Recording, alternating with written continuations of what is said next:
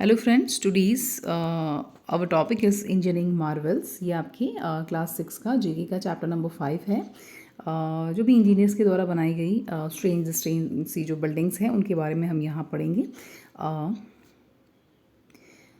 Have you ever wondered how man made structure of modern world are constructed, है ना। तो normally क्या होता है, हम लोग ये जो मॉडर्न कंस्ट्रक्शन देखते हैं ना, मैन मेड जो स्ट्रक्चर्स हैं आपके, वो बहुत ही ज़्यादा जो हैं वो क्या है, वंडर वाले हैं, है ना। उनको देखने से लगता है दैट ये कैसे बने होंगे, है ना। तो these man made structures remind us of advancement in engineering and technology. तो ये जो स्ट्रक्चर्स है ना, ये आपको रिमाइंड कराते हैं दैट जो एडवांसमेंट है आपका, जो इंजीनियरिंग है, जो टेक्नोलॉजी है, वो कहाँ तक चली गई है, कहाँ बढ़ गई है। इस चीज़ को ये क्या करते हैं, हमें रिमाइंड कराते हैं। Let us know about some amazing and creation of modern engineering. कुछ जो भी मॉडर्न इंजीनियरिंग की क्रिएशंस हैं उनके बारे में हम पढ़ते हैं। Read the description and name the structures from the help box. आपको हेल्प बॉक्स से इनके नाम जो है वो लिखने हैं। नंबर 1 देखिए, it is a group of artificial offshore island in Dubai. ठीक है जी, यूनाइटेड अरब एमिरेट्स। ठीक है, तो ये कह रहे हैं कि ये जो है वो आपका एक आर्टिफिशियल ऑफशोर आइलैंड है, यानी ये जो आइलैंड है आपका, ये क्या है, आर्टिफिशियली बनाया गया है। नंबर 1 पे जो आपको फिगर दिख रहा है, इसकी बात करी जा रही है। देखिए, ये एक्चुअल में आइलैंड है, समुद्र के जस्ट पास में है। तो ये हो गया आपका आर्टिफिशियल ऑफशोर आइलैंड। ये दुबई यूनाइटेड अरब एमिरेट्स में बना हुआ है। And these are the largest man made island in the world. ध्यान रखिएगा, नंबर 1 मैन मेड आइलैंड सबसे ज़्यादा लार्जेस्ट कौन सा है ना। तो सबसे लार्जेस्ट जो मैन मेड आइलैंड है वो कौन सा है, तो वो है आपका ये वाला, जिसका स्ट्रक्चर कुछ कैसा है, जिसका स्ट्रक्चर है पाम ट्री शेप्ड। ठीक है जी, take their name from the artificially crafted palm tree shape. Palm जो होता है ना, उसकी ट्री की शेप के कारण इसका नाम जो है वो करा गया है। तो ऑब्वियसली ध्यान रखिएगा, पाम की बेसिस पे इसका नाम जो है वो लिखा गया है पाम। इसका जो नाम है वो आपका क्या है, पाम आइलैंड है। This is palm, this is PALM, palm and islands ISLANDS।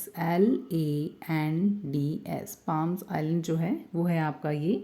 Number 2 जो है इसके बाद आता है वो है आपका, it is a 82 kilometre long man made waterway in Panama. ध्यान रखिएगा, पनामा जो है वहाँ पे एक मैन मेड वाटरवे है जो कि 82 किलोमीटर लॉन्ग है। ये किससे कनेक्ट करता है, तो it connect Atlantic ocean with the Pacific ocean.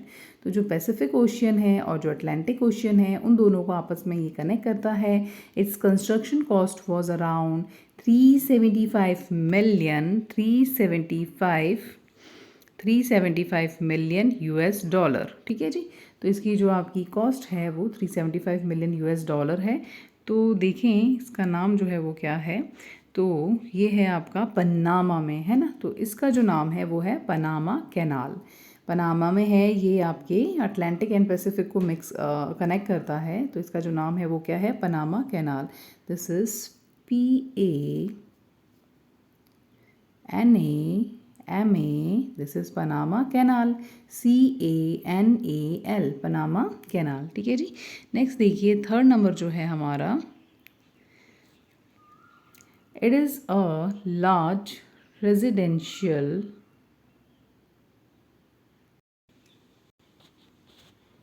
चलिए जी, ये जो आपका नेक्स्ट है number 3, it is a large residential complex in Singapore consisting of a series of apartment blocks tagged diagonally across one another. ध्यान रखिएगा, ये सिंगापुर के अंदर बनाया गया रेजिडेंशियल कॉम्प्लेक्स है।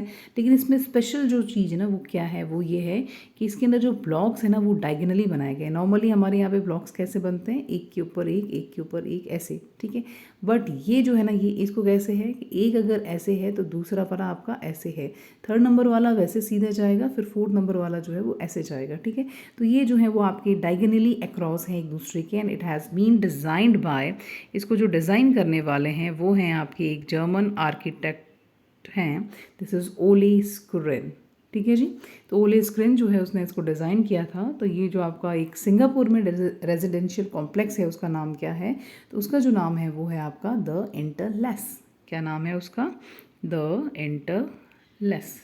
ठीक है जी, द इंटरलेस जो है उसकी स्पेलिंग है आपका THE द हो गया इंटरलेस, IN, इंटरलेस की जो स्पेलिंग है वो हम थोड़ा यहाँ लिख देते हैं, इंटरलेस, INTERLACE,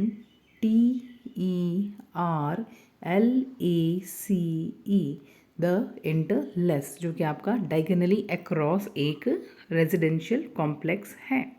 ठीक है, नेक्स्ट देखते हैं हम, दिस इज, चलिए नेक्स्ट जो है आपका नंबर 4 जो है वो है आपका number 4।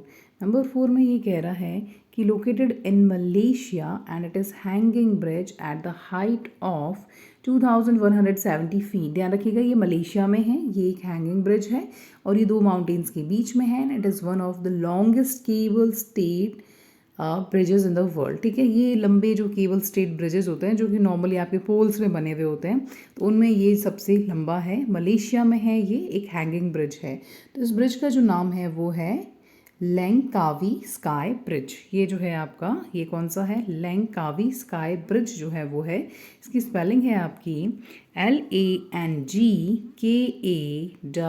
LANGKAWI, लैंकावी, and SKYBRIDGE, लैंकावी bridge जो है वो हो गया आपका। ठीक है, नेक्स्ट देखिए नंबर 5।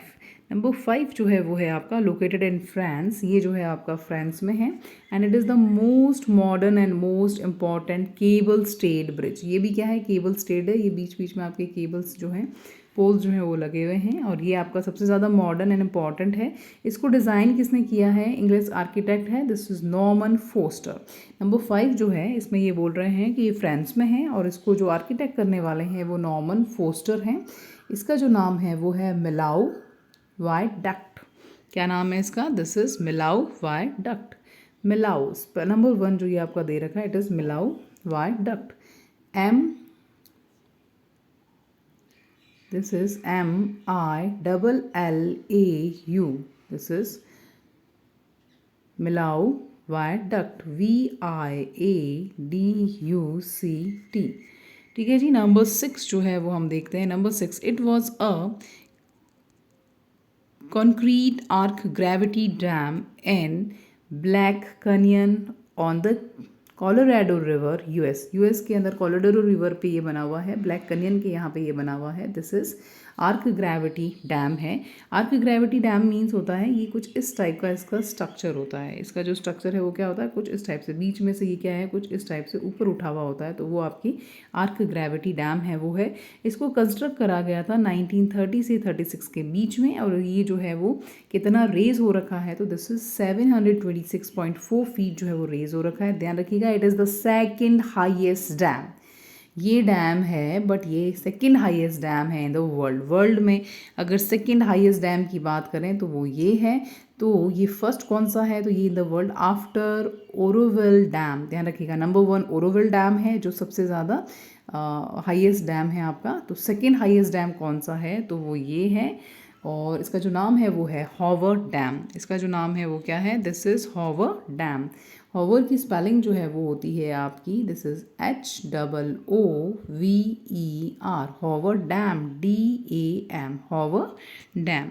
चलिए ये हमारा जो है वो चैप्टर था, चैप्टर नंबर 5। वीडियो अच्छी लगी तो लाइक करें, चैनल पर नए हैं तो सब्सक्राइब करें। Thanks for watching.